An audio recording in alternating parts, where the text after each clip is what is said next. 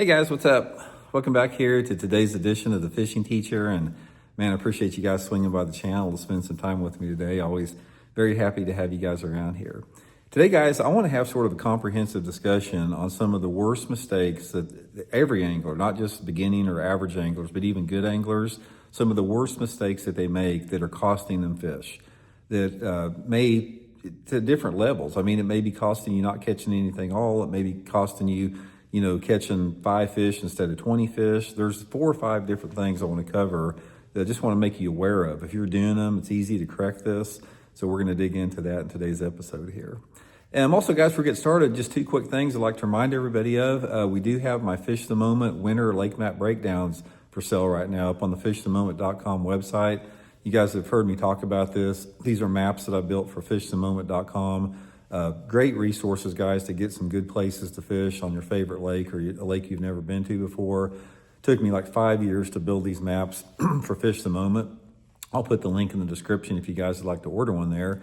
And also, guys, anybody interested in booking an on-the-water lesson with me, go to my Facebook page, Randy Blaukat Professional Angler, and shoot me a private message. I do most of my lessons here in Missouri on Table Rock and Stockton Lake. We'll go out for the day, cover any technique you want to learn something about, have a good time on the water. So just shoot me a message if you're interested there. Okay, let's talk about some of the ones that really are at the top of my mind. Now, there's a bunch of them. I mean, I could give you 50 of them, but I want to talk about some of the really top 2 or 3 ones that make a big difference here. Okay, the first one, and above anything else, this is huge, guys, is boat positioning. If you fish out of, if you're fishing, off the bank or something like that, this is not that big of a deal. That's more of a casting angle thing. But if you're in a bass boat, whatever boat that you're in, your boat positioning has a huge role to play in how many fish you catch. And that's one of the biggest mistakes that I see guys make is they don't position their boat correctly. Their boat control is weak and it costs them fish. It'll cost them a lot of fish. They don't even realize how many it does. Now, there's a couple different considerations when you're talking about boat positioning that you got to consider. It's all about approaching the cover that you're fishing. Even if you're using the cheater box and you shine your transducer on a school of fish out 80 foot in front of you, there's still a boat positioning element to that, even though I don't encourage it.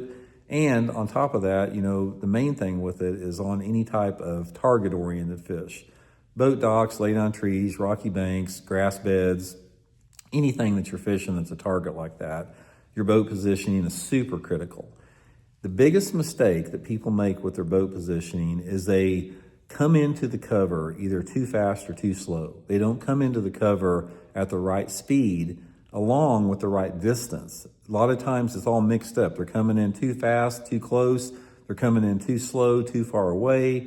There's a lot of different variables. And it takes sort of a master's level class to really learn how to creep up to a piece of cover where you're in perfect casting position, you're at a perfect boat angle in order to make that cast. Because first of all, every boat is different on trolling motors. Like if you're in a boat like mine, like my Vexus aluminum here, it stops and starts pretty easy. But if you're in a big 21-foot fiberglass, it stops and starts a lot slower. So you have to get really familiar with how your boat stops and starts in order to position yourself correctly every single time. That's the first thing.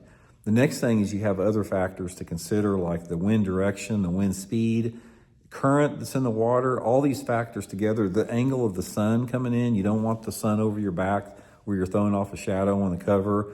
All these factors together determine boat positioning, to get around a piece of cover. Now, the ideal boat positioning, there is no exact ideal boat positioning. It has to do with the technique you're fishing. If you're like pitching and flipping a jig in shallow cover, you're obviously going to need to be closer to the target. Or if you're throwing a crankbait or a spinnerbait around the edge of a laydown tree, you might be able to make a longer cast. But one of the things you have to realize is when you're trying to position your boat to make a cast, is you need to make the longest cast that you can and still maintain control over your bait. In other words, you don't want to fiend a cast out there, at 70-foot cast with a spinnerbait and not be able to control your bait, or you're so far out there you got too much slack in the line, or you don't want to be too close to the cover where, the fish, you're going to be right up on top of the fish if you're using something else. So every lure technique has a different distance that you need to be away from that particular cover in order to generate that strike. But just keeping this in mind, guys, if you just keep two things in mind, you'll be okay. Make the longest cast that you can while you're still able to control the cast and manipulate the lure. Now that's something that's sort of a little bit of a practice there.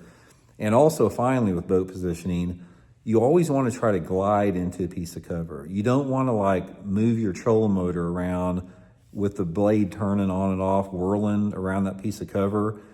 When you see a piece of cover that you want to fish, always try to approach that cover from the downwind position. Don't try to fight it into the wind because your boat's going to be noisier with the trolling motor. Try to just stay on that trolling motor just enough to where your boat glides into position. You're nice and quiet to make the cast. That's going to be a really, really big deal. Another big mistake, guys, sort of along those same lines, is your casting angles. Now, this is something you bank anglers or pond fishermen can use too. Casting angles is a big deal, and a lot of people do not understand casting angles. One of the biggest things that they do with it is they don't efficiently cover the cover or fish the cover from all different angles. When you're fishing targets, I don't care if it's a riprap bank or if it's a piece of cover in the water like a lay down log or stump or something like that, you have to be able to approach that particular piece of cover from multiple casting angles to figure out the best angle to generate the strike.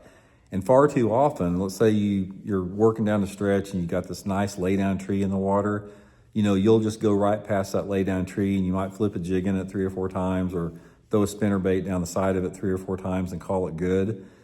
If you're really in tune with casting angles, what you're going to do is you're going to analyze that piece of cover and you're going to break down in your mind every possible angle that fish can be positioned at.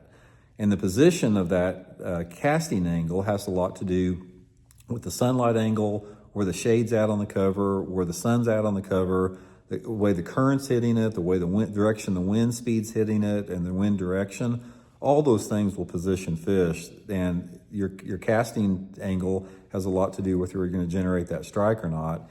And another big mistake a lot of people make is they don't make enough multiple casts to one piece of cover.